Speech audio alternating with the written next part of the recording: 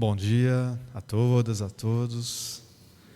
Esse domingo de manhã, um friozinho desse, né? Todos aqui, muito bom vê-los aqui para prestigiar essas reflexões que o nosso companheiro Wilter Coelho, de Lusiânia, trará aqui para nós. Vida em abundância é o tema do seminário hoje aqui. Wilter Coelho é um conhecedor, estudioso das obras de Emmanuel e trará para nós aqui essas reflexões do Evangelho segundo a doutrina espírita. Vamos, antes de iniciar então o seminário, fazer uma prece de agradecimento.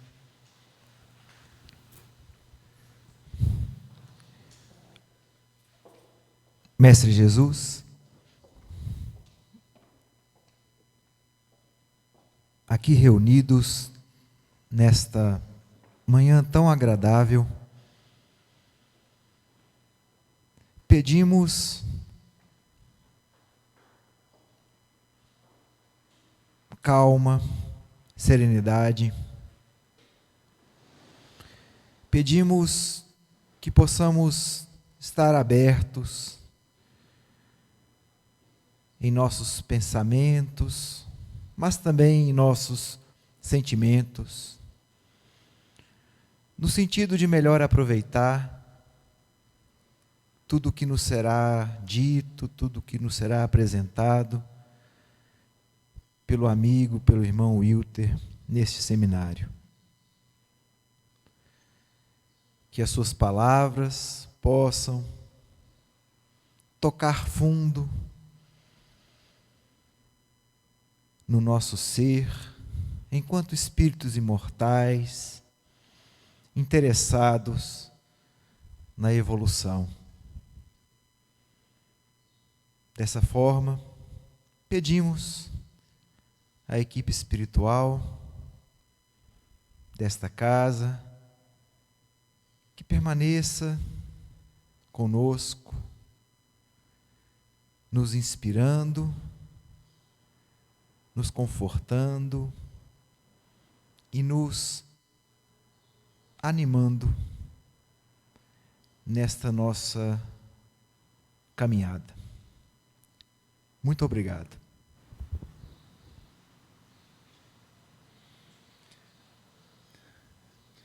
Amigos, a gente conversou com o expositor, o Wilter, então as perguntas, nós teremos um tempo no final para perguntas, né, que o Wilter vai responder, mas também durante a fala, vocês fiquem à vontade. Caso surja alguma dúvida, pode fazer a pergunta, é só erguer o braço que nós vamos levar o microfone, porque estamos gravando, né, então nós levamos o microfone até onde vocês estiverem, aí fiquem à vontade para fazer as perguntas.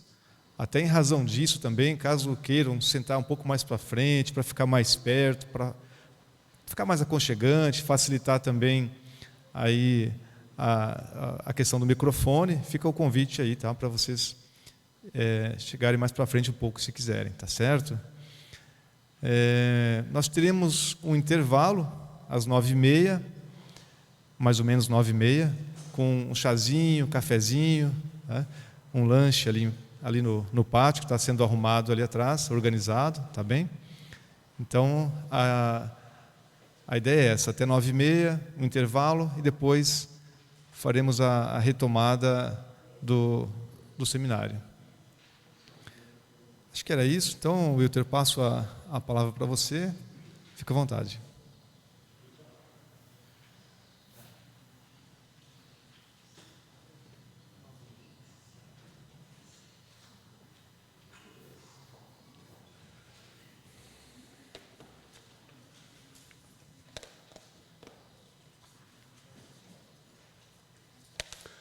Bom, gente, bom dia. Eu vim de Lusiânia com muita alegria.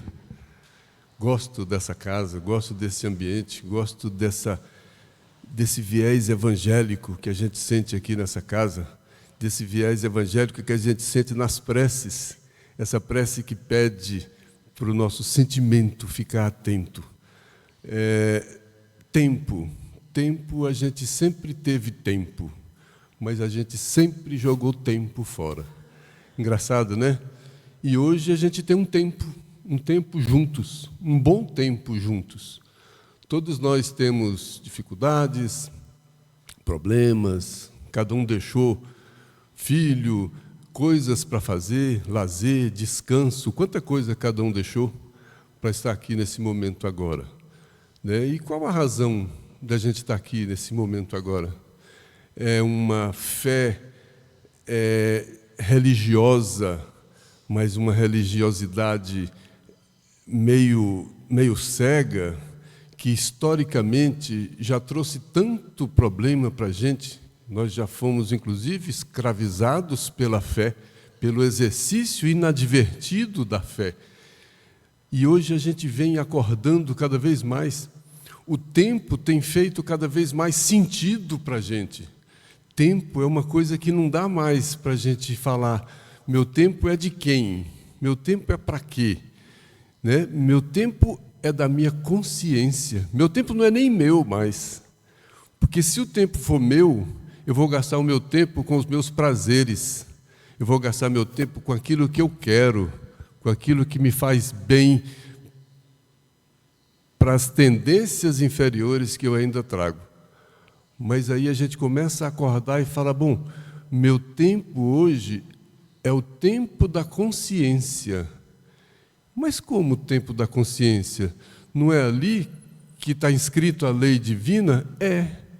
Mas está inscrito de maneira diferente em cada um. A lei é a mesma, mas a consciência de cada um tem um ponto de encontro com a lei divina. Cada um de nós, se falar da lei divina, vai falar de alguma maneira, porque a nossa condição de entender a lei divina, e ela está na nossa consciência. Mas a nossa consciência é progressiva. Se a nossa consciência é progressiva, a lei de Deus é absoluta, mas nenhum de nós tem condições de entender esse absoluto. Então, nós somos esses relativos, caminhando, gastando corpos, gastando tempo para compreensão, para trazer para a consciência essa lei divina. E quando a gente traz para a consciência, a gente não traz somente para o intelecto. Quando a gente traz para a consciência, a gente traz para a vida, a gente traz para as atitudes, a gente traz para tudo que a gente sente, traz para tudo que a gente pensa, traz para tudo que a gente faz. O Evangelho de Jesus é uma coisa que assusta a gente. É tão simples. Tem 2000 anos aí, essas palavras, repetidas por alguns, como se fossem chavões, palavras feitas, frases de efeito. E qual o sentido dessas palavras? Quanto tempo a gente gastou? Quem nunca ouviu amar ao próximo como a si mesmo? Nossa, que coisa mais antiga e que coisa mais distante. Parece que, né, as coisas do Evangelho são velhas, mas nós não atingimos elas ainda. Então, como são velhas? Por isso que Emmanuel dizia, o que tem de novo é o Evangelho. O que tem de mais novo é o Evangelho. O que tem de tão novo no Evangelho? Aquilo que a gente ainda não alcançou. Então, o Evangelho não é uma coisa que está lá atrás, há 2000 anos, que eu preciso trazer para agora. O Evangelho é alguma coisa que está lá na frente, que eu preciso alcançar. Então, é completamente diferente do que a gente viu a vida toda. A vida toda a gente viu pessoas idosas com medo da morte, rezando. E querendo que os novos, que queriam viver a vida, tivessem o mesmo medo da morte que eles tinham e que rezassem como eles rezavam. E hoje a gente entende que não é questão de rezar mais ou rezar menos. Não é questão de cair de joelhos, é questão de abrir o coração. Não precisa se humilhar, não tem um Deus que pede a nossa humilhação. Esse Deus seria humano. Esse é o Deus humano que pede humilhação, que vem de indulgência, que vem de perdão. que amedronta, que assusta.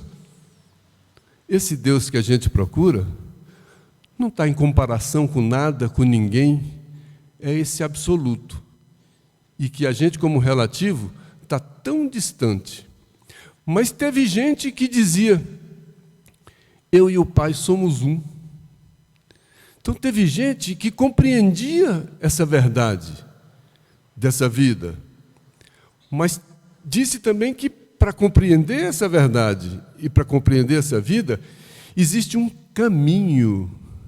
Olha o caminho. Então a gente tem um tempo para andar por esse caminho. E o que a gente faz com o tempo que a gente tem para andar por esse caminho? Será um caminho exterior? Um caminho de uma procissão, sem ter problema nenhum com procissão, mas um caminho de promessa, um caminho de ir daqui até algum lugar, uma estrada física, é um caminho interior. É um caminho para dentro de mim. Porque se Deus está dentro de cada um, não é uma pessoa que está dentro de cada um, é uma consciência, é uma vibração, é uma energia, é uma luz. E o que eu faço com essa luz? Essa luz precisa vibrar mais. Brilhe vossa luz. Quem estava em comunhão com o Pai falou, brilhe vossa luz. Como é que eu vou brilhar a minha luz? O que é brilhar a minha luz? É vibrar. Mas o que faz essa luz? O que faz essa vibração? Esse sentimento que foi pedido na prece. Por isso a gente vê Jesus chegar, que era esse que estava em comunhão com o Pai, eu e o Pai somos um, e o Pai é amor, e o João dizia que Deus é amor, e a gente entende o que é amor, a gente não sabe o que é amor porque a gente não tem puro coração. Bem-aventurados os puros de coração, porque verão a Deus. Isso quer dizer o quê? Nós não vemos Deus, porque nós não temos puro o nosso coração.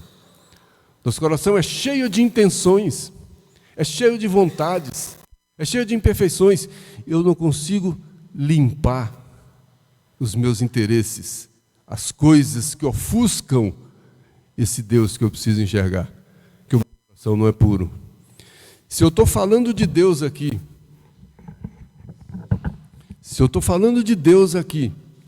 e o meu coração está vaidoso, intelectualmente vaidoso, de que Deus eu estou falando? Que coração é esse? Do Deus da vaidade? De que Deus eu estou falando? Então é preciso que a gente se diminua para que o Cristo cresça. Não é uma frase de efeito. É preciso que a gente se diminua.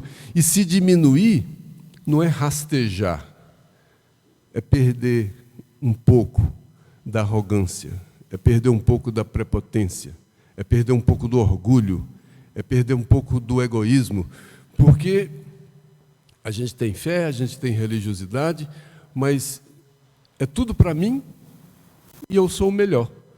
Então pronto, eu sou egoísta e sou orgulhoso, então tá certo. Até na fé a gente disputa quem é melhor.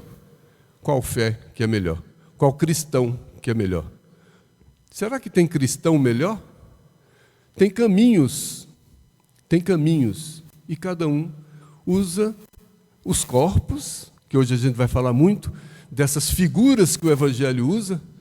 Somos corpos, somos sandálias, que o Espírito usa essas sandálias, gastando essas sandálias para caminhar pelo tempo. Nós somos o que? Casa espiritual? Nós somos pedra, como Pedro, tu és pedra, e vai construir essa igreja em cima dessa pedra, mas é uma pedra viva. Não é aquela pedra inerte, que só tem o princípio vital. É uma pedra viva, porque nós caminhamos. Então nós somos as cartas vivas do Cristo, nós somos pedras vivas, nós somos casas espirituais, nós somos automóveis, carros, sandálias, mas tudo vivo. Tudo que nós somos vivo. Era para ser. Mas a gente acaba sendo um pouco dos mortos E uma vez nós falamos dos mortos aqui, nessa casa, no mês de novembro, porque tinha a comemoração dos mortos, e a gente fica muito historicamente ligado a isso. Nós comentamos, então tem um ponto em comum, os mortos com a vida em abundância. De um lado, nós temos os mortos. Do outro lado, nós temos a vida em abundância. Mas todos existem. Engraçado, né? Os mortos existem. A vida em abundância existe. Mas naqueles que não estão mortos espiritualmente. Porque Jesus é um simbolismo só. Nós somos o elemento material e o elemento espiritual. Por isso, o que faz a sandália ser viva, o que faz a casa ser viva, o que faz a pedra ser viva, o que faz a candeia ter luz, é o espírito que é o vivo. O resto só existe. Aí, quando a gente vive como pessoas que não produzem vibrações de vida espiritual, nós somos existências mortas. Nós somos mortos-vivos. E Jesus não veio trazer morte, Ele veio trazer vida. E vida em abundância. E essa abundância para a gente sempre gerou confusão, porque a gente achava que a abundância era muito. Então, vida em abundância, o que é? Então, é prosperidade.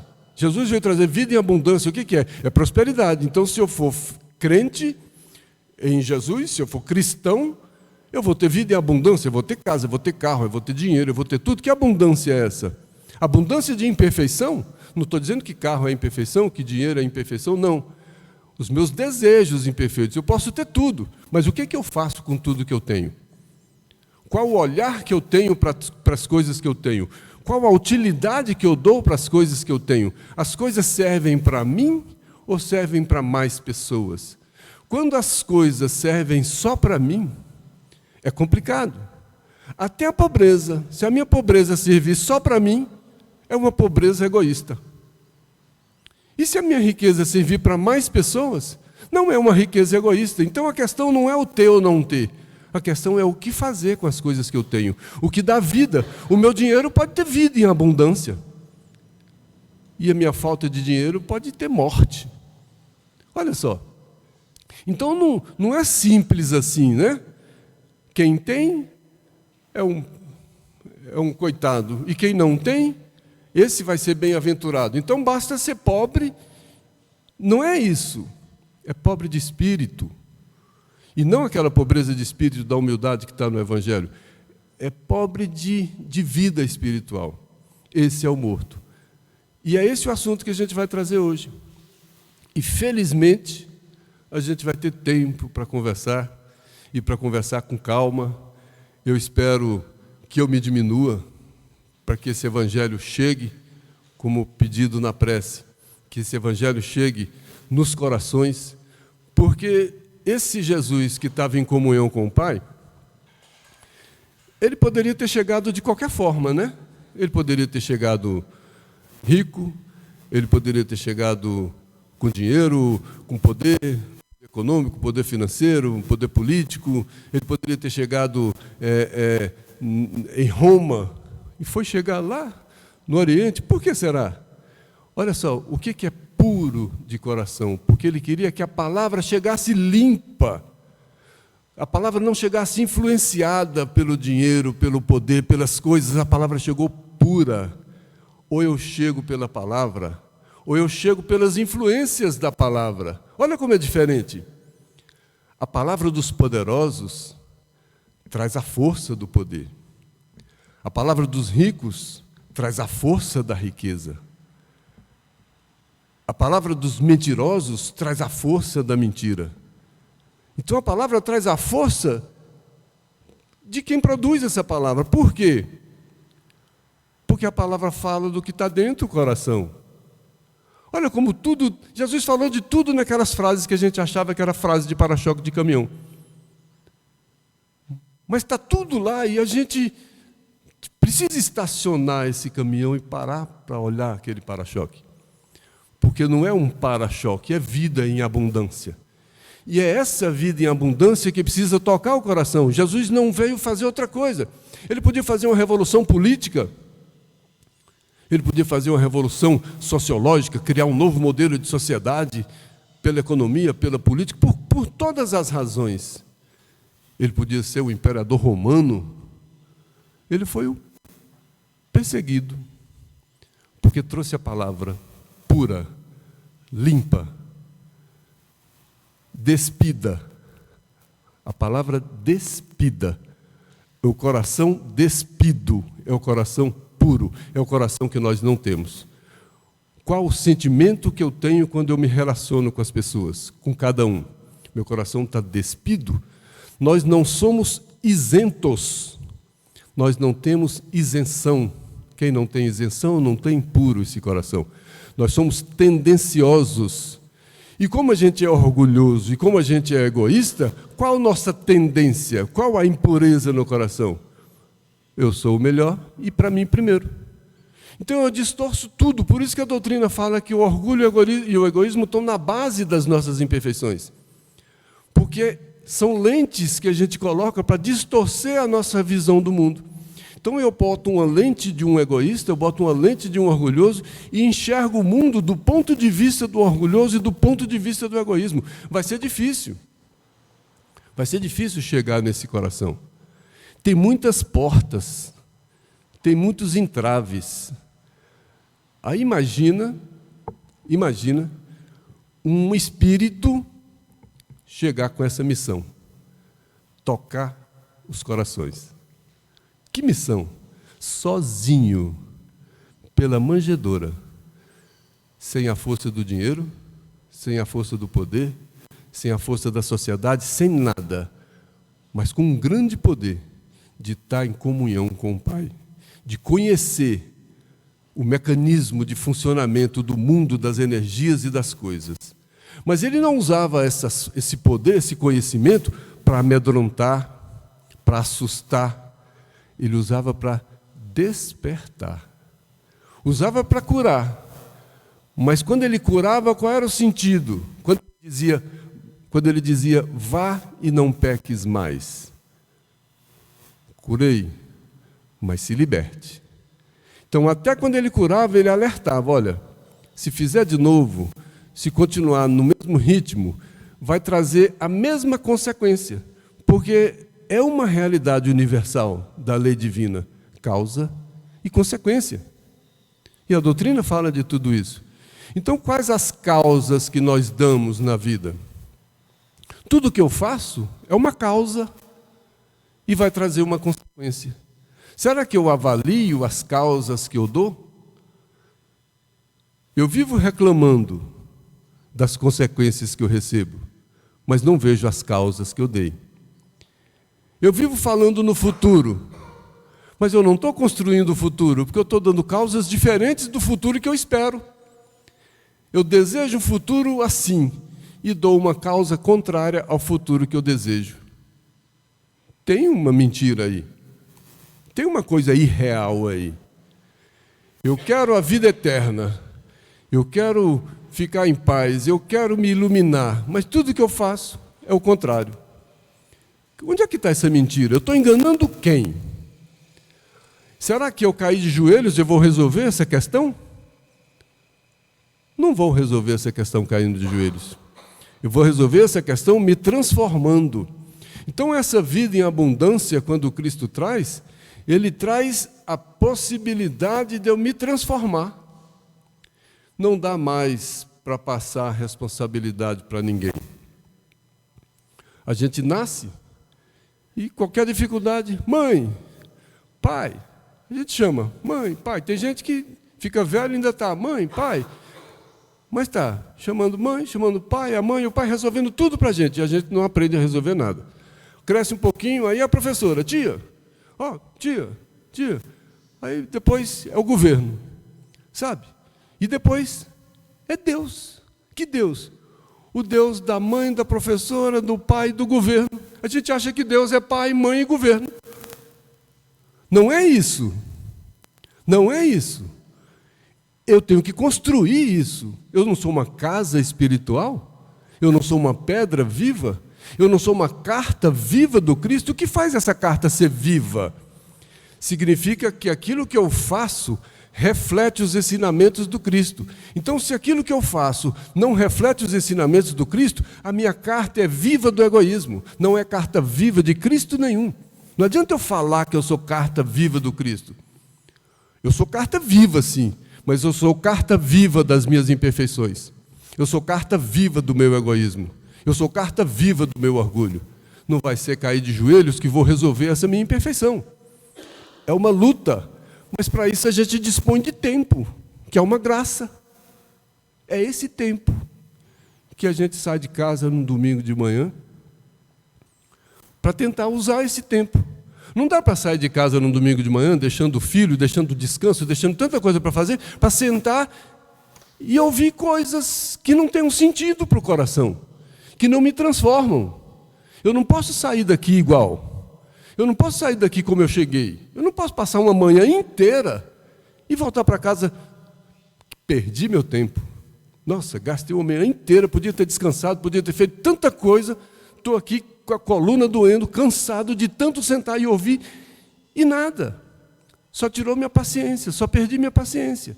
Eu só estou enjoado de tanta reza. Não é isso. Não é isso. Quem sou eu? Eu estou vivo ou eu estou morto? Eu sou um elemento material e o elemento espiritual juntos, mas o elemento espiritual é imortal e o elemento material é rápido, é um instrumento que abriga e aperfeiçoa o espírito. Mas se eu quero ser a sandália, eu não quero ser o homem que anda pela sandália, eu quero ser a sandália, porque eu só valorizo a sandália. Eu quero ser o carro, mas eu não quero ser o motorista do carro, eu quero ser o carro. Olha como a gente inverte tanta coisa. E ensinaram tanta religião para a gente. Cadê? Mas aí aparece um espírito como um Emmanuel, por exemplo, e tantos outros, Joana de Ângeles. Joana de Ângeles disse, numa obra do Saulo César, do Evangelho por Emmanuel, que o grande espírito e estudioso do Evangelho é o espírito Emmanuel. A própria Joana de Ângeles disse isso. O que a gente está fazendo? Que o Emmanuel vira só um textozinho, entre aspas, de abertura de coisas. Vou ler um texto aqui, pá, vou ler um texto ali, tá. Aqui é o que tem de profundo, mas só que o profundo é tão simples. É para todos. Quando começa a elaborar demais, quando começa a inventar firula demais, a dar nó demais, isso aí é o orgulho e o egoísmo, querendo mostrar que ninguém entende, só eu que entendo. Porque Jesus ensinou claro, limpo, para todo mundo, todos podiam entender. E os sábios sabiam tanto que não entenderam, porque precisava de simplicidade para entender. E eles eram muito orgulhosos, achavam que sabiam tudo e não enxergaram Jesus. E nós não vimos Jesus. E nós não vemos Jesus. Engraçado, a gente vive nas igrejas e não vemos Jesus. Onde é que está Jesus? Emmanuel disse outro dia num texto que Jesus está nos portais dos templos religiosos, todos. O que buscais? É a pergunta de Jesus. O que você veio fazer aqui? Pensa, eu entrei ali hoje, domingo de manhã, e Jesus me perguntou, o que você veio fazer aqui? Eu vim acalmar minha consciência das coisas que eu adoro e que me fazem imperfeito. Aí eu dou uma acalmada na consciência e amanhã eu continuo tudo igual. Ou eu vim me buscar, eu vim me encontrar, eu vim reconhecer que eu sou o filho pródigo.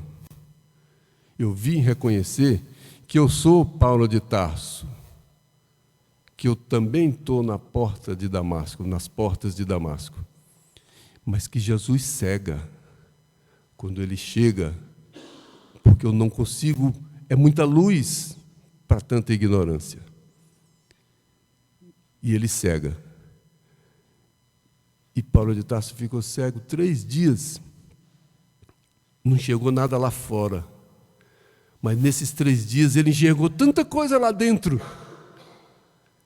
3 dias de cegueira para fora e 3 dias de abertura de janelas para dentro. E ele, nossa, eu vim aqui raivoso, com autorização dos religiosos, olha, com autorização dos religiosos, para perseguir e matar um velhinho, Ananias. Que mal que esse velhinho fez? Ajudou a mostrar o Cristo para Abigail. Olha o motivo da fúria do Paulo. Olha que volúpia, que loucura. Aí ele teve que cegar e olhou para dentro e começou a enxergar tudo isso. E aí esse Cristo tem mecanismos tão diferentes, o que faz a gente ser esse cordeiro, né? Cordeiro, que o Jesus era o cordeiro de Deus, era o manso de Deus. Embainha tua espada, não é pela espada, não é pela espada simbolizando a ira, a briga, o orgulho, não, embainha tudo isso. Guarda esses mecanismos do mundo, da luta diária para ser maior, para ser melhor, para ser mais poderoso. Guarda essa espada. A luta é do cordeiro. Eis que vos mando como cordeiro em meio de lobos. Olha o que Jesus falou para os discípulos dele, para os 72. Eis que vos mando como cordeiros em meio de lobos. Olha, são os mansos, mas são os mansos fortes. São os mansos que transformam os lobos, não os mansos que são devorados pelos lobos, mas os mansos que transformam os lobos pela luta espiritual. Não é pela espada. Não é lobo contra lobo. O mecanismo é outro. E a gente demora a entender esse mecanismo, a encontrar esse mecanismo. E esse mecanismo é uma lógica, que eu preciso começar a entender o mundo a partir dessa lógica. Aí acontece alguma coisa dentro de mim. Alguma coisa acontece dentro de mim. Caetano Veloso disse que é quando ele cruza a Ipiranga com a Avenida São João. Alguma coisa acontece no coração dele. E a gente? Quando é que alguma coisa acontece em nosso coração? Quando a gente enxerga esse Cristo, esse Jesus. Quando a gente vê que a gente está comendo com os porcos, os mortos, lá do filho pródigo. E a gente resolve se levantar, porque ninguém vai lá ficar lá deitado esperando, vem aqui me levantar, papai, mamãe, governo, Deus, Jesus, vem aqui me levantar. Como é que Jesus fez com Lázaro? Levanta e saia. Não foi, espera aí que eu vou te buscar, Lázarozinho. Não.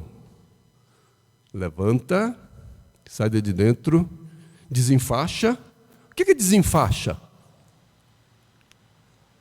Tudo bem, aquelas faixas eram um costume da época de enrolar os mortos, mas simbolicamente, quando Emmanuel fala desenfaixa, o que ele fala? Purifica esse coração, limpa, se isenta, enxerga, olhos de ver, ouvidos de ouvir, desenfaixa e sai desse túmulo. Aí o que vem a ser essa vida em abundância? Desenfaixa. Vamos sair do túmulo. Vamos sair do mundo dos mortos. Porque Jesus disse que a gente... Eu falo a gente porque era a gente. Que a gente é túmulo caiado por fora e podre por dentro. Por fora eu estou na moda, bonitinho, lindo, tudo de acordo. O corte de cabelo, o corte da barba, a roupa, o carro, a casa, tudo meu está caiado. Está perfeito. Mas está podre por dentro. E o que eu vou levar de tudo isso? O que está podre ou o que está caiado? Eu vou levar o que está podre. Porque a morte não é a síntese do que eu sou? Olha, Emmanuel disse que é uma ata, que é um resumo. Esse resumo é espiritual. Aí o que eu vou fazer? O túmulo vai ficar caiado. E o podre vai seguir procurando um túmulo novo. E eu venho de túmulo em túmulo, de sandálias em sandálias, de casas em casas, de pedras em pedras, trazendo esse Cristo morto dentro de mim. Aí, quando a gente tem essas oportunidades, é para, de alguma maneira, balançar, chacoalhar, porque ninguém põe um Cristo dentro de ninguém. Alguém só estava cochilando, um pequeno cochilo, o cochilo dos mortos, que Isaías e Paulo falaram, Paulo usando Isaías: desperta, ó tu que dormes, levanta-te dentre os mortos, que o Cristo te esclarecerá. Desperta, ó tu que dormes. É só isso, é só um sono. É um sono temporário, é um sono de uma encarnação. É uma encarnação que a gente fica adormecido. Esse véu do esquecimento faz prevalecer em nós a síntese do que a gente é, que são as nossas imperfeições, que são as nossas tentações. Aí a gente fala: livrai-nos das tentações, como se viesse alguém me livrar das minhas imperfeições, sozinho. Bom, introdução feita. E a introdução era só para a gente se reconhecer morto. Porque é preciso que a gente se reconheça morto, para a gente querer essa vida em abundância. E o que eu desejo a cada um de nós, de mim mesmo, de quem me acompanha, é que a gente receba essa vida em abundância, que essa vida seja abundante em nós. E essa vida abundante é a vida espiritual.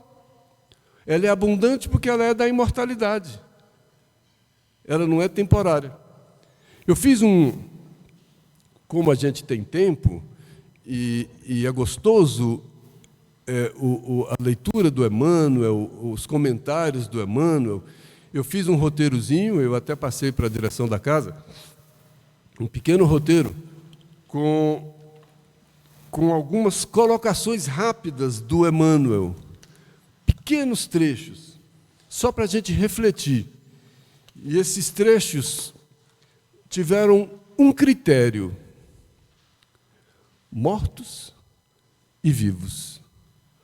Mortos e vida em abundância. Foi só esse o critério. E foi um critério imperfeito, que foi o critério de escolha, foi um critério pessoal. Mas, de qualquer forma, o imperfeito estava escolhendo entre coisas muito melhores. Tudo que o imperfeito podia escolher era bom. Então, não tem como o imperfeito ter escolhido coisa ruim. Porque foi em meio, o cardápio era muito bom. Aí eu peguei essa obra do Emmanuel e peguei pequenos trechos só para a gente pensar. Como a gente vai ter tempo, e se alguém quiser, como foi dito aqui pelo Renato, se alguém quiser interromper em algum momento, fique à vontade. Olha, a gente não vai seguir assim literalmente, para não ficar muito cansativo, mas a gente vai passando por isso, passeando por isso. É um luxo pegar um domingo para passear ao lado do Emmanuel. Que passeio! Que passeio! Olha que ele tem um texto do livro Palavras de Vida Eterna, capítulo 104. Existimos. É a frase que a gente tomou como tema desse nosso encontro. É do Evangelho de João, capítulo 10, versículo 10. Vim para que tenhais vida e vida em abundância. Primeiro, essa frase do Evangelho. Vim para. Jesus já disse que ele não veio passear. Ele não veio para qualquer coisa. Ele está justificando a sua vinda. Ele está dizendo por que ele veio. Ele não nasceu como cada um de nós veio para resolver questões de receber as consequências das causas que nós demos. Não. Ele veio para alguma coisa. E qual a alguma coisa que ele veio? Para que nós tenhamos vida em abundância. Ele veio para a gente abrir para o Espírito, para prestar atenção que a vida em abundância é a vida espiritual. Não é enclausurar no mosteiro. Não é isso. A vida em abundância, ela abunda em qualquer lugar. Em qualquer lugar. na minha casa, na minha família, no meu trabalho, com meu filho difícil, com a minha mulher difícil, com meu marido difícil, no trabalho, em qualquer lugar, a vida em abundância acontece, se ela for em abundância. Agora, se não, eu vou querer um mundo perfeito para eu chegar. E tem gente, é comum, né? Eu mesmo já me peguei algumas vezes, nossa, podia estar melhor, né? O mundo podia estar melhor. A gente está no mundo aí discutindo armas, discutindo tanta coisa desnecessária, tanta violência, tanta coisa que não precisava estar em discussão. Mas eis que vos mando como cordeiro em meio de lobos. Ah, então ele falou, olha, encarna no meio dos lobos. O escândalo é necessário, mas ai daquele por quem o escândalo vem. Olha, se não está falando a mesma coisa. Eis que vos mando como cordeiro em meio de lobos. Embainha a tua espada e vai. Dá medo, não dá? Guarda a espada, guarda a fúria, guarda a raiva, guarda a briga, guarda o ressentimento, guarda o ódio, guarda tudo e encarna no meio do ódio. Me pediram muito, não foi? Pediram além da minha capacidade. Porque como é que eu não vou reagir? É difícil. Tem que ser esse cordeiro. Mas o cordeiro fraco não, é o cordeiro forte, que tem uma humildade construtiva. Mas olha, vamos para o texto. Então Jesus teve um sentido para que a gente tenha vida em abundância. Mas ele falou isso de uma outra maneira. Meu alimento é fazer a vontade do Pai e cumprir a sua obra. Qual é a obra do Pai? A vida em abundância, a vida espiritual. Acordar os mortos que vivem 50, 60, 70, 80, 90 anos, para prestar atenção que tem uma vida que, aliás, a gente fala assim, na vida passada, na vida futura. Não tem vida passada e vida futura, tem uma só. Tem corpos passados e corpos futuros. Mas a gente inverte tanto, não vamos discutir nomenclatura. Não tem problema falar vida passada, vida futura. Mas não foi vida passada. Sim, se a gente for olhar a fundo, não foi vida passada. E não vai ser vida futura. É a mesma vida. Mas foi em corpos passados. E vai ser em corpos futuros.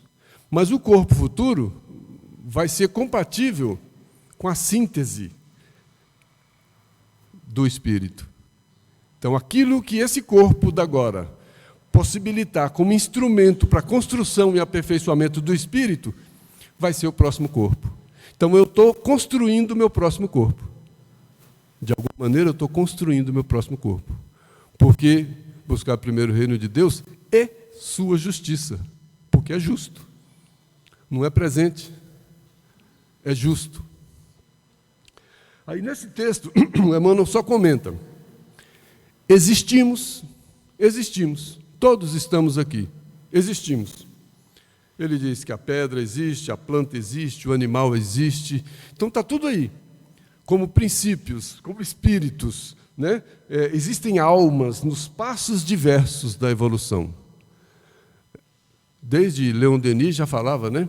Que o princípio dorme no mineral, né? Acorda, sente no vegetal, no animal é instinto, e no homem ele deixa de obedecer à natureza, porque ele adquire o livre-arbítrio.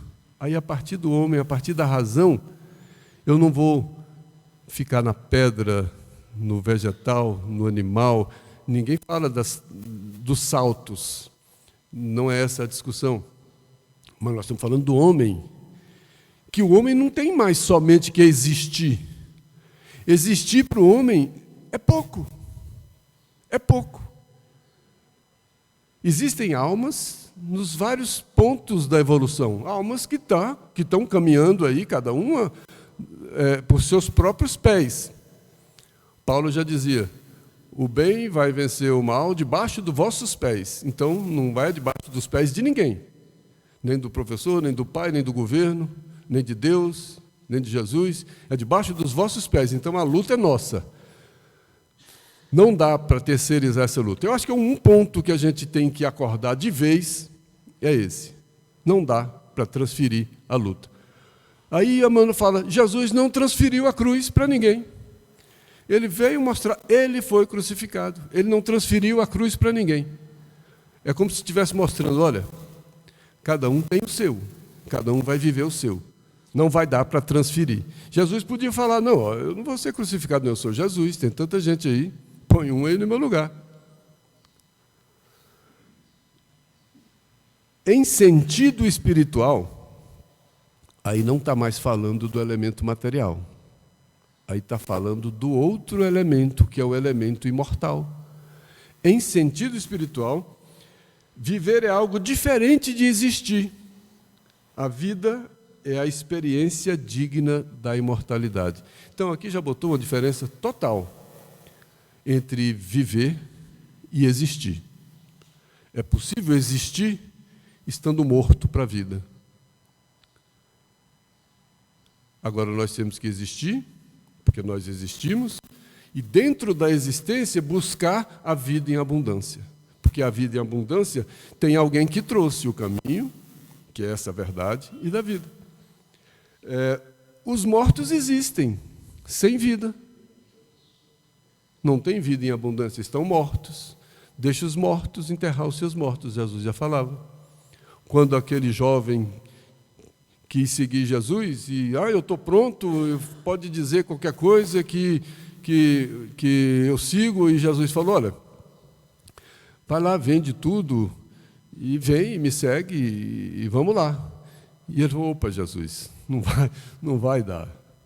Eu tenho uma corrida de biga semana que vem, eu acho que eu tenho chance de ganhar essa corrida, eu tenho muitos amigos, eu tenho dinheiro, eu tenho uma casa, eu tenho não sei o quê, não vai dar para te seguir agora. Ainda falou agora, ele foi gente boa. Ainda falou assim, no livro da Amália Rodrigues, né? Eu confundo a Amália Rodrigues com a cantora de tango, que é a Amélia Rodrigues.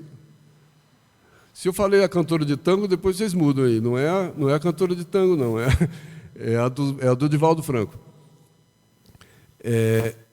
Aí ele ainda virou para Jesus e ele ainda teve mestre, se me amas, me perdoa, mas eu não consigo te seguir agora.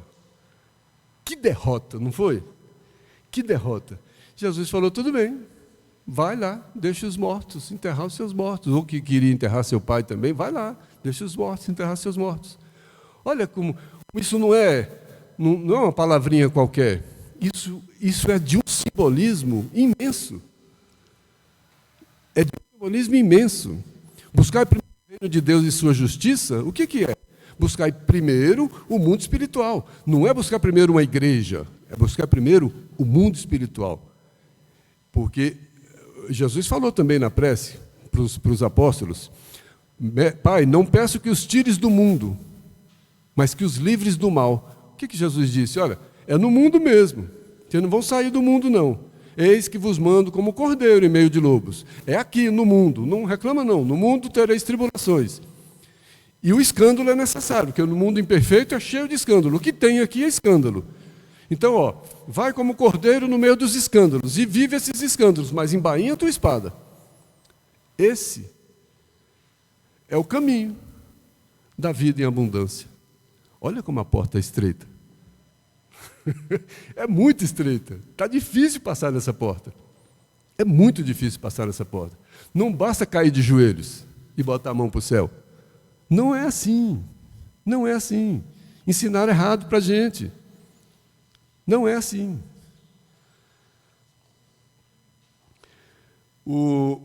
Tem um texto também do Emmanuel, no livro Correio Fraterno. Olha o que ele disse. Lembrai-vos de que a vida é a eternidade em ascensão. Olha que frase.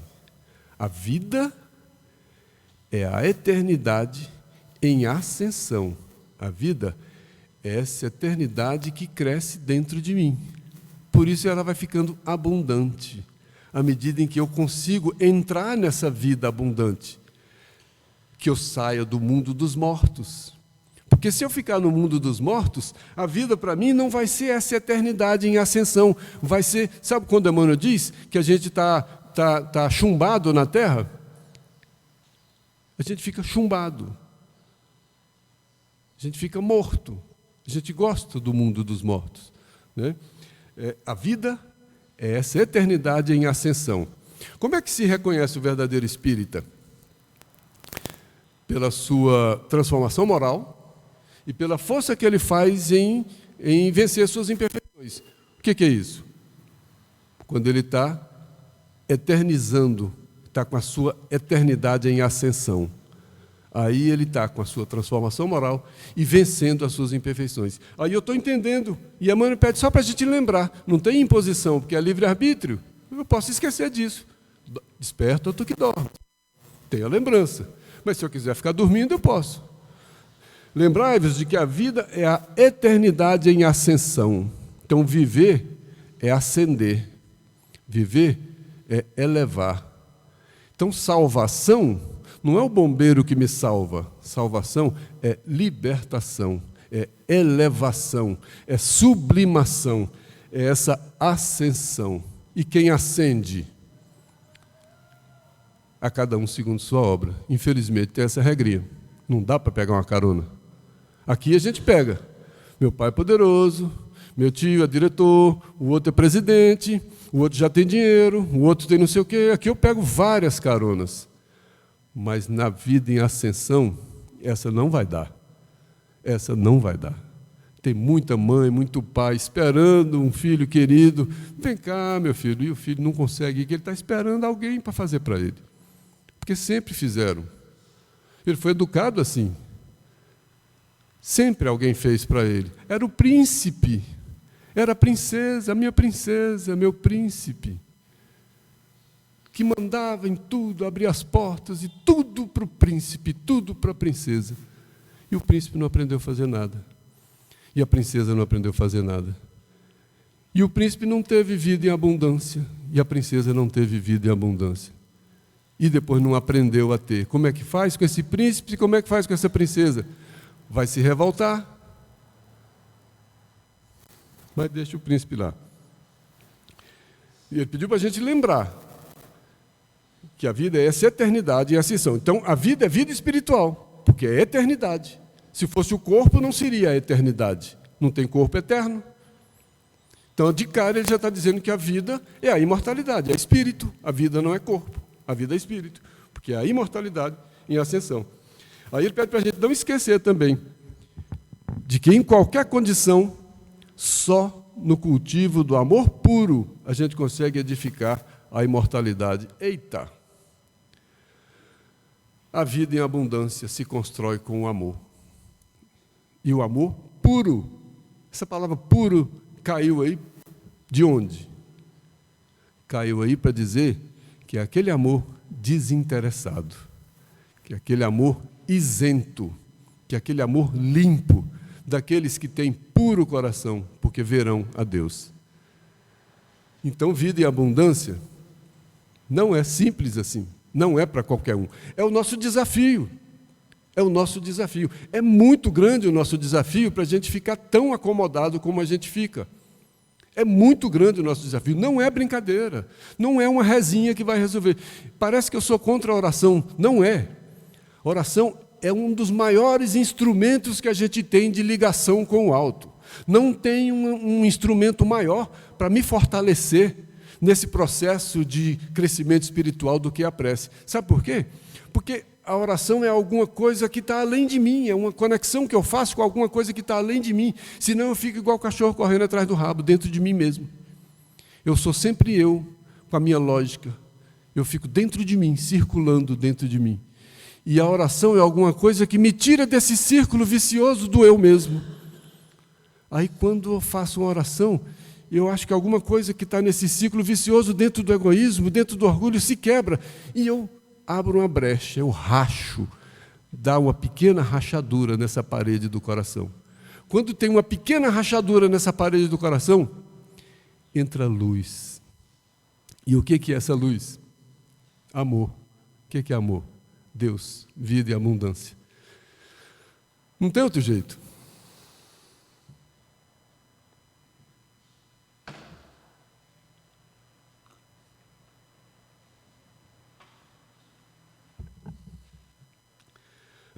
Tem um livro, Boas obras.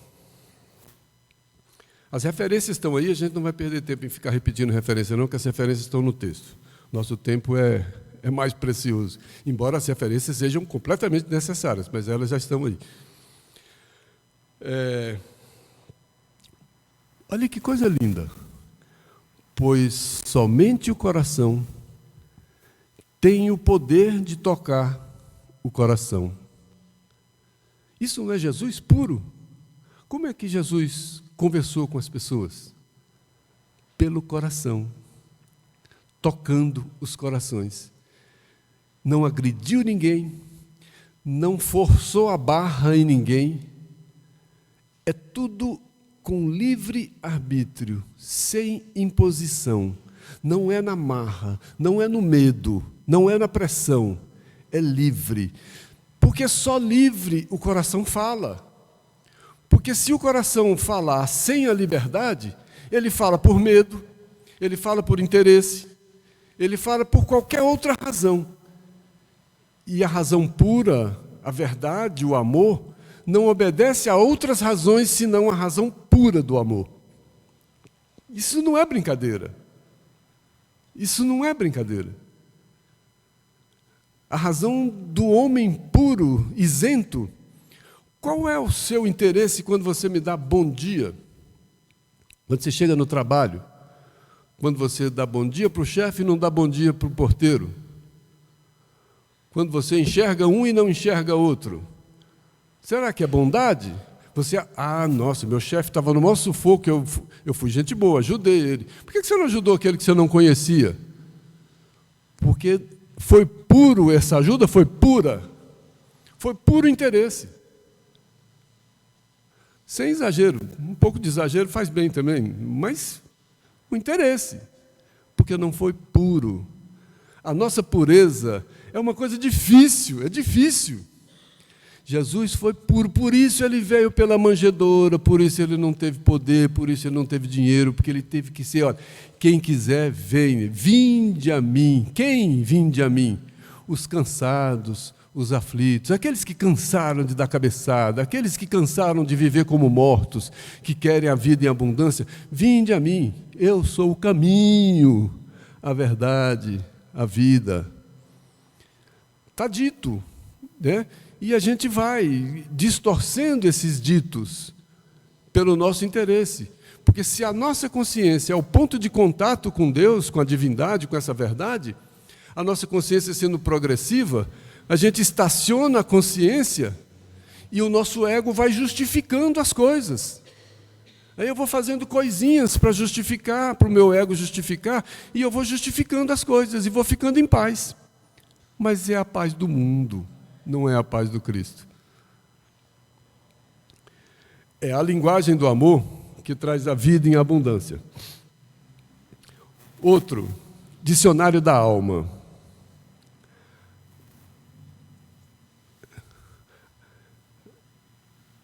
Eu tinha pulado lá em cima. Somente o coração tem o poder de falar ao coração, e somente aperfeiçoando os nossos sentimentos conseguiremos nutrir a chama espiritual em nós.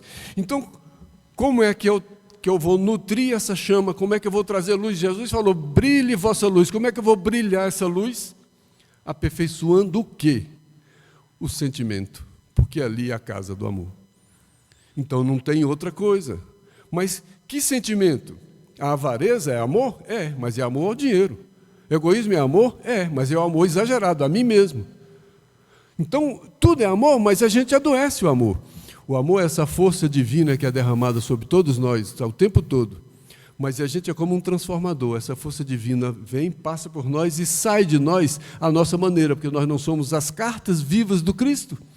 Nós transformamos as energias puras em energias personalizadas pela nossa síntese espiritual. Então, esse amor que é derramado sobre mim, sai de mim. Eu vou impregnando todas as coisas com a forma de amor que eu sou capaz de amar. Olha que interessante. Então, eu vou impregnando as coisas da vida com o amor que eu sou capaz.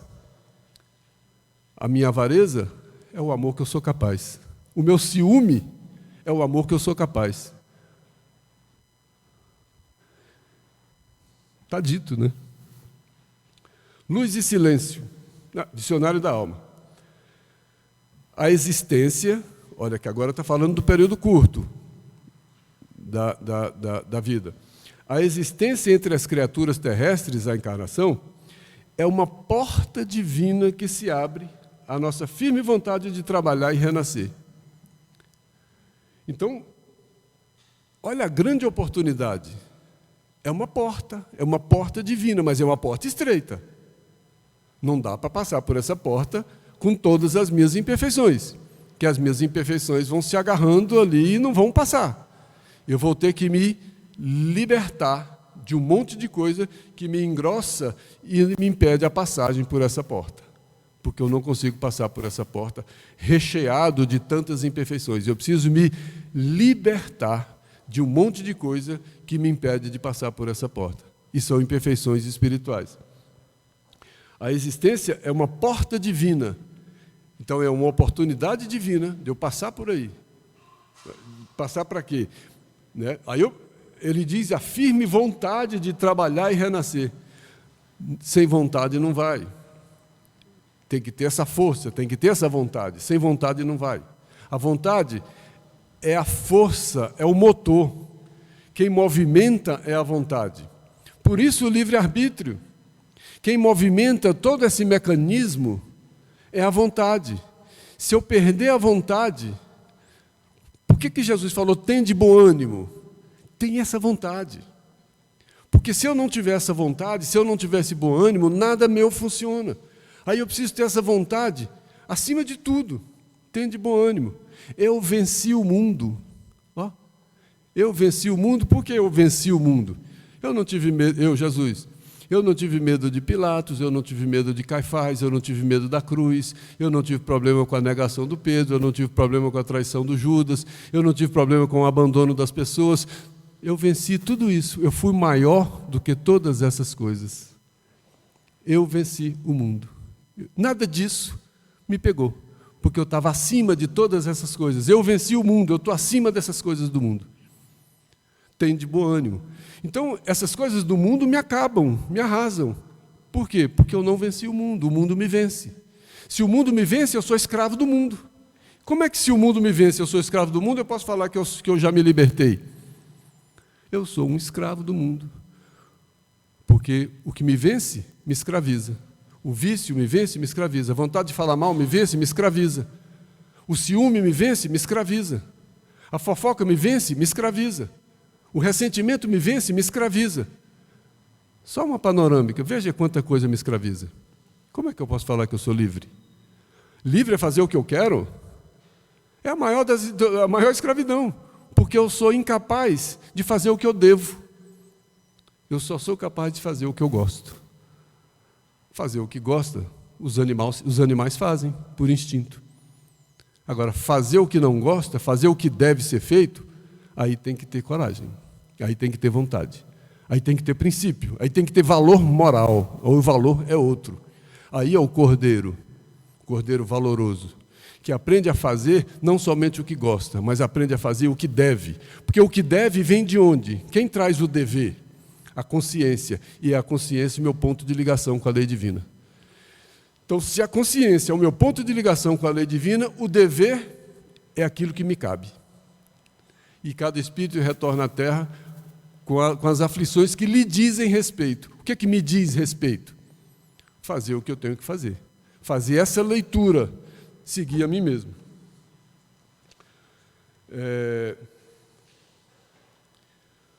Brilhe vossa luz, né? Jesus falou. Aí ele diz aqui no texto, busquemos exteriorizar a flama renovadora que nos clareia por dentro. Brilhe vossa luz, é a vida em abundância. E buscar exteriorizar a flama renovadora que nos clareia por dentro. Exteriorizar a luz? Como é que eu vou exteriorizar a luz? Não escondendo a candeia debaixo do alqueire. Não pegando o que eu sei, o que eu já entendi, o que minha consciência entendeu, só para mim. Escondendo a candeia debaixo do meu egoísmo, debaixo do meu orgulho, debaixo da minha vontade. Porque aquilo que eu já sei, aquilo que a minha consciência já sabe, tem que estar claro para todos, não é só para mim. porque essa luz não pode ser seletiva. Senão não é brilhar a luz. Jesus não falou, brilha a luz do egoísta, brilha a luz do orgulhoso. Pega essa candeia dessa luz e esconda só para você, no seu quartinho, porque essa luz é sua. Isso é o que o servidor faz, quando ele descobre um serviço que ele não quer ensinar para o outro não crescer. É a concorrência do homem faz. Só reserva só para si, não compartilha, não esconde a luz só para si. Mas aqui o contrário, brilhar a luz é compartilhar. O que é meu está disponível. O que a minha consciência já atingiu, o que a minha consciência já alcançou, está aí para todo mundo.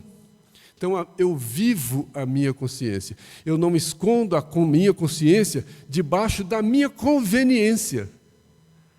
Esconder a minha consciência debaixo da minha conveniência é esconder a candeia debaixo do alqueire.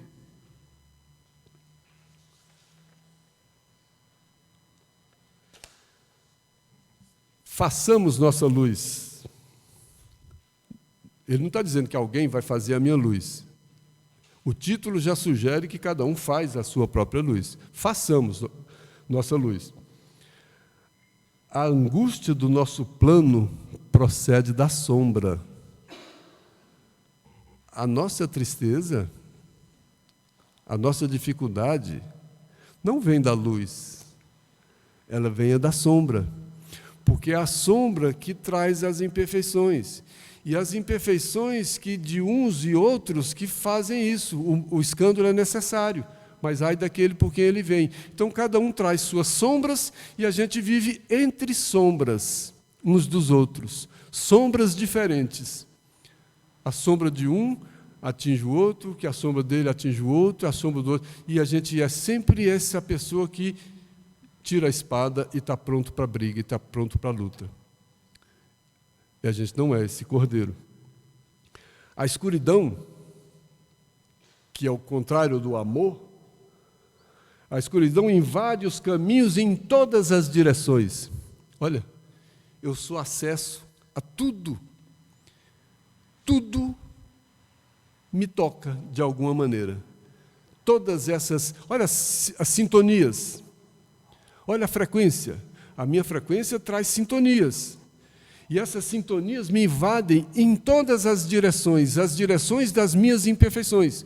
Então, todas as minhas imperfeições trazem essas outras imperfeições. Eu não encontro aquilo ali por acaso. Eu não encontro aquilo outro ali por acaso. São encontros dos escuros, nos lugares escuros. Trevas nascem da ignorância, da maldade, da insensatez, nevoeiros que assaltam consciências, raciocínios e sentimentos. Nevoeiros escuros que assaltam por quê? Porque eu não consigo resistir às tentações. Quando esses nevoeiros assaltam as consciências, os raciocínios e os sentimentos, é a vitória das tentações. E a gente acha que é rezando que essas tentações vão ser afastadas.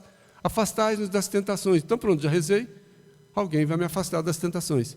Como é que eu vou me fortalecer pedindo para alguém me afastar das dificuldades, se eu não vou enfrentar essas dificuldades? Olha aqui, como é que as coisas são complicadas.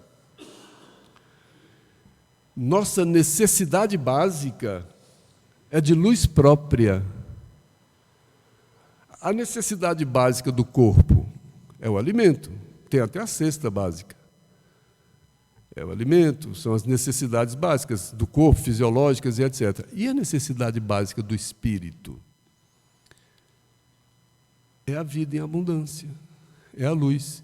Então, a nossa necessidade básica é de luz, mas é de luz própria. Brilhe vossa luz. Porque eu posso usar a luz de outro para andar um pouquinho, mas esse outro vai fazer outra coisa ali e me deixa no escuro. Eu posso pegar uma carona na luz de alguém. Eu posso andar com o Chico Xavier um pouquinho, e aquele pouquinho que eu andei com ele, eu usei a luz dele. Mas depois ele vai fazer outra coisa. E quando ele for fazer outra coisa, como é que eu fico? Cego? Eu tenho que aproveitar a luz dele para acender a minha luz. Aproveitar as convivências, os momentos, as oportunidades, as possibilidades para acender a própria luz. Né? Aí vem o texto onde Jesus fala que encaminha os discípulos como cordeiro em meio de lobos. Eu trouxe esse texto porque é o cordeiro que traz a vida em abundância. Jesus não era o cordeiro de Deus. Deus não tinha um cordeiro para essa batalha espiritual de implantar. Jesus falou: meu alimento é fazer a vontade do Pai e cumprir a sua obra. Qual era a vontade do Pai? Qual era a obra do Pai? A vida em abundância para todos, a vida espiritual em abundância para todos. Então, a vontade do Pai era essa vida em abundância. E Jesus era o Cordeiro de Deus que veio para isso. Então, por isso que ele não veio general, por isso que ele não veio com arma, por isso que ele não veio com força. Ele veio como Cordeiro, mas era um Cordeiro de Deus. E ele deixou orientações para a gente também. Sigam, ide pelo mundo, pregai o Evangelho a todas as criaturas. Vão também como cordeiros, como cordeiros. Paulo dizia: somos trabalhadores de Deus e o nosso fundamento é Jesus. Então, nós somos trabalhadores de Deus. Para sermos trabalhadores de Deus, somos cordeiros. Agora, como somos trabalhadores de Deus se a gente vai tirar o carro da garagem aqui e o lobo já aparece? Quando a gente encontra alguém que pisa no nosso pé, o lobo aparece. Quando chega em casa, o lobo está lá. Em qualquer lugar que a gente vai, quem se manifesta é o lobo. E a gente acha que a gente é trabalhador de Deus. Quem é o trabalhador de Deus? É o Cordeiro de Deus, que tem como fundamento os ensinamentos de Jesus. No texto Falsos Discursos, o Emmanuel diz: cumprir a palavra do Mestre em nós é programa divino. Parece uma frase, né? Cumprir a palavra do Mestre em nós é programa divino. Programa é a vida, o programa divino. E cumprir é o caminho. A palavra é a verdade. Então, cumprir a palavra do Mestre em nós é o programa divino. Cumprir é o caminho, a palavra é a verdade, e o programa divino é a vida. Aqui está dito: caminho, verdade e vida. Cumprir a palavra do Mestre em nós é programa divino. Então, seguir esse caminho dessa verdade e a vida é viver de acordo com os ensinamentos de Jesus. Não é falar de Jesus. Hoje à noite a gente vai falar aqui, o tema é a grande pergunta. Qual era a grande pergunta? Por que me chama Senhor, Senhor e não faz o que eu digo? É essa. Por que a gente vive Senhor, Senhor, Senhor e não faz o que Ele diz? A questão não é chamar Senhor, Senhor. É fazer o que Ele diz. A gente não faz o que Ele diz e fica Senhor, Senhor, Senhor. Sabe como a gente faz o contrário? Mas esse é o tema para a noite, não é para agora. Então, cumprir essa palavra é um programa divino. Sem a execução desse plano de salvação, ele chama isso de plano de salvação. Então, a salvação não é chegou e salvou. A gente sempre acreditou que, não, se na hora da morte arrepender, vai ser salvo. Eu aprendi isso. Mas eu já sou morto, estou morto toda hora. Como é que eu vou esperar a hora da morte e arrepender se não der tempo? Será que é fácil assim? Eu vou viver como eu quero, dissolutamente como filho pródigo, queimando a herança. Qual a herança? Os talentos. Eu vou usar os talentos dissolutamente. Aí, quando eu ver que a coisa está chegando, eu estou arrependido. Não era nada disso. Isso é história da carochinha, né? Não dá mais para a gente acreditar nisso. A gente não vai se transformar de morto em vivo de uma hora para outra. Está na hora da gente assumir a responsabilidade de produzir a nossa luz. Nós temos um pensamento que é a verdadeira usina que produz essa energia. O sentimento é a fonte. O sentimento é que dá o tom, que dá o valor, que dá a moral, que dá a qualidade. O sentimento dá a qualidade, o pensamento dá a energia e a ação vem depois. Então, a ação, ela vem depois de uma qualidade, que é do coração, e depois de um movimento, que é do pensamento. Por isso, eu preciso fazer tudo isso aqui. Esse plano de salvação é movimentar tudo isso. Aí a gente pegou alguns trechinhos. Eu estou acelerando um pouquinho mais, que eu estou vendo que, por incrível que pareça, existe o problema do tempo. O vaso. Olha o que o Paulo tinha falado numa carta aos Tessalonicenses. que cada um de vós saiba possuir o seu vaso em santificação e honra. Jesus não tinha falado que Saulo era um vaso escolhido? Aí o Paulo diz que cada um saiba possuir o seu vaso. O que é o meu vaso? O meu corpo. Eu achava que era o corpo que possuía o espírito. É o espírito que possui o corpo, porque o espírito é imortal. E que cada um saiba possuir. Por que possuir? Porque é o espírito que sente e que pensa. Então é ele que possui o corpo. Então o corpo obedece ao espírito. O motorista desse carro é o espírito. O carro está em essa casa, o dono da casa é o espírito. Quem anda com a sandália é o espírito. A sandália vai por onde o espírito quer ir. O carro vai por onde o espírito quer ir. O vaso, o semeador saiu a semear, no vaso vai nascer a planta que o semeador saiu a semear e que eu consegui fazer brotar ali dentro.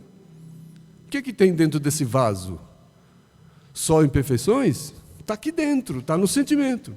Que adubo é esse? Nós falamos uma vez aqui sobre lixo, sobre a transformação do lixo em adubo. Nossas imperfeições que vão se transformando em adubo.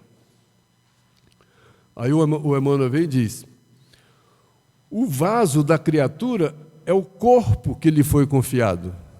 Então, o meu vaso é o corpo. E é nesse corpo que o espírito vai semear, que o semeador semeou. O homem comum, em sua falsa visão do caminho, procura saturá-lo de enfermidade, lama e sombras. O que eu faço do meu corpo? O Emmanuel pergunta: o que você faz das suas mãos, dos seus pés, da sua língua, dos seus olhos? Só que os olhos enxergam como? Enxergam lá fora o que tem aqui dentro. Meus olhos não são isentos também, eles enxergam de acordo com as minhas intenções. Meus ouvidos também. E a gente vai sendo o que a gente é, não dá para mentir. Né? Inadvertidamente, o homem procura saturar esse corpo de enfermidade, lama e sombras. É quando o corpo prevalece. Aí ele está falando que é um vaso, mas em outro lugar ele fala que é casa espiritual, candeia viva, cova, santuário, sandália. Olha quanta coisa que usa simbolicamente para significar o corpo. Todas essas coisas são passageiras. Todas essas coisas são instrumentos. Uma sandália é usada, uma roupa é usada, um carro é usado, uma casa é usada, tudo isso é usado. Usado por quem? Pelo Espírito. Então a gente não pode inverter esse processo. E a vida em abundância não é da casa, não é da sandália, não tem uma sandália eterna, não tem uma casa eterna. Tem um corpo e um espírito eterno. Aí a casa espiritual, que o Pedro, que era a pedra, né, que Jesus falou. O Jesus falou do Pedro e o Pedro falou para as pessoas: vós também, como pedras vivas, sois edificados casas espirituais. Vós também, como pedras vivas, sois edificados casas espirituais. Nós vamos, não é, Renato? Isso. Nós vamos obedecer a programação, até para a gente descansar um pouquinho. O vaso, a casa, a sandália, né? E em seguida, na hora apropriada, a gente volta. E quando voltar, a gente vai tentar... Isso mesmo, um intervalozinho, né, Wilter? Para descansar um pouquinho aí, tomar um chazinho, um café, ali no pátio que está preparado aqui embaixo, uns 15 minutinhos mais ou menos. E tem aqui na saída umas canetas e uns papeizinhos, caso alguém queira pegar e descer com essa caneta para fazer alguma pergunta, entregar aqui, tá bem? Ou quando for subir, né, se quiser pegar o papelzinho ali com a caneta para fazer as perguntas por escrito, tá? Fiquem à vontade. Depois a gente vai passar aqui para o Wilter para responder então as perguntas, tá certo? Vamos lá então e até daqui a pouquinho.